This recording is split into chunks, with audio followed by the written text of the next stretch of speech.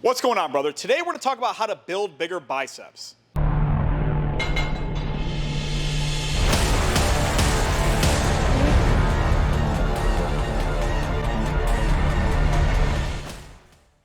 And if you're new here, my name's Gino, and for the last 12 years of my life, I've been a men's fitness and personal development coach, helping men just like you build their first 25 pounds of muscle. So let's jump into it today, and let's talk about how to build bigger biceps. Well, there's really three factors when it comes to building bigger biceps, okay? And the first one is, where are they? Because if you don't know where they are, then you're not going to know how they work. And if you don't know how they work, you don't know how to train them, okay? So we need to first start off with, where are they? Okay, now your shoulder is actually the starting point for your biceps, okay? It's going to start up top here in the shoulder blade, and it's going to go all the way down to the forearm itself, okay? And what happens is it wraps underneath the outside of this forearm bone, so when I pull it, it rotates it, okay? So knowing that it starts at the shoulder, and then it ends at the forearm, that's going to let us know what it does. So what muscles do is they're like elastic bands, they shorten. If it starts here and it ends here, when it shortens, it's going to squeeze right here. It's going to squeeze this muscle. This is the motion that it's going to be doing.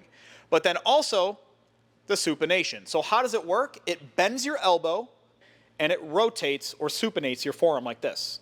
So that's very important because that's going to tell us how we train it exactly, okay? So now we understand where it's at. It starts at your shoulder, okay, and it comes all the way down here into the forearm. What does it do? It bends your arm and then it rotates your forearm.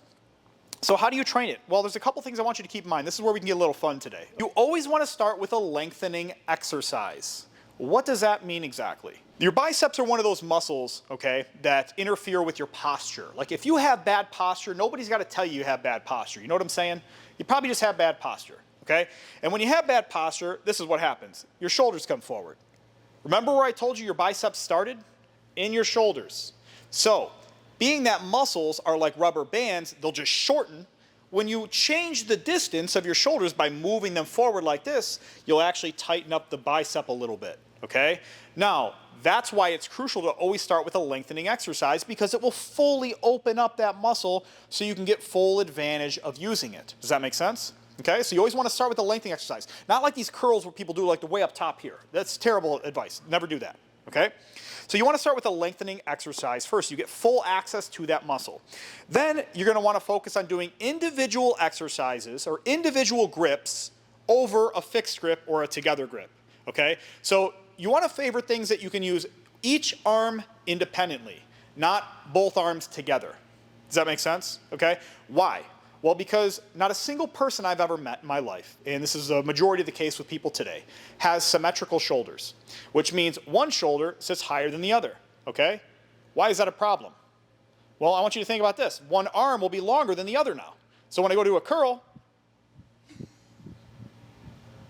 that's obviously very exaggerated, but you get the point, okay? There's going to be more weight on one side, okay? So doing a fixed grip or together motion with both your hands on a barbell, it's not going to be good for muscle growth, okay? It's not going to be the best way, an ideal way to train a certain muscle like your biceps, so it interferes with your posture, okay? So what you're going to want to do is individual grips instead. So grab individual dumbbells. You can do individual handles on a machine, okay? But you don't want to be doing a fixed grip, at least until you've already fatigued all of your muscles, which we're going to talk about in the plan today, okay? The last thing is you want to make sure that you want to go through the pinky side of your hand, okay, with the curls. Because like I said, one of its jobs is it does this, right? Let me show you something. You see that?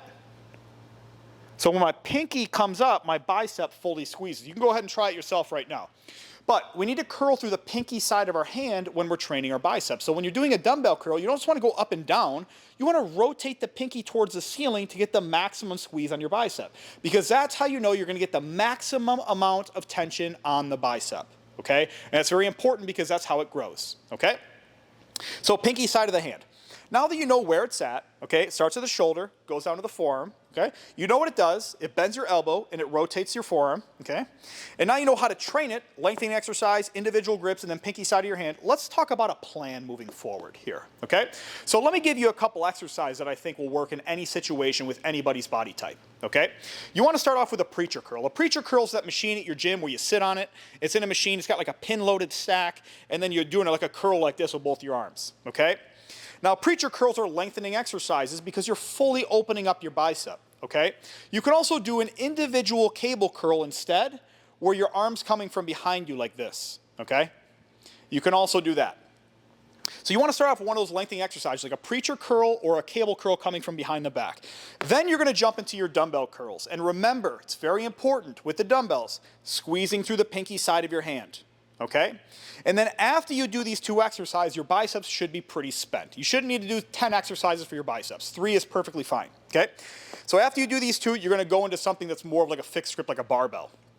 I recommend you find an easy bar, like the curvy bars at your gym, and then you attach it to a cable on the lowest handle, okay, and you're curling it just like this with both hands, okay?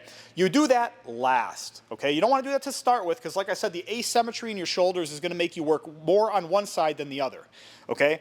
So you want to start off with a preacher curl or like a cable curl behind the back. Then you do your dumbbell curls. Okay, then you're going to do like a fixed grip barbell curling motion, okay? So go ahead and try that plan out and let me know what you think. If you made it to the end of this video and you're like, Gino, the information's fantastic. I watched some of your other videos, but I'm still interested in learning how to apply this information to me specifically, how to implement the information. And if you've made it to this point in the video and you still want a personalized approach, then I invite you to message me on Instagram. I want you to DM me Muscle Grow, and we'll talk about how I can help create a plan personalized to you to help you build your first 25 pounds of muscle.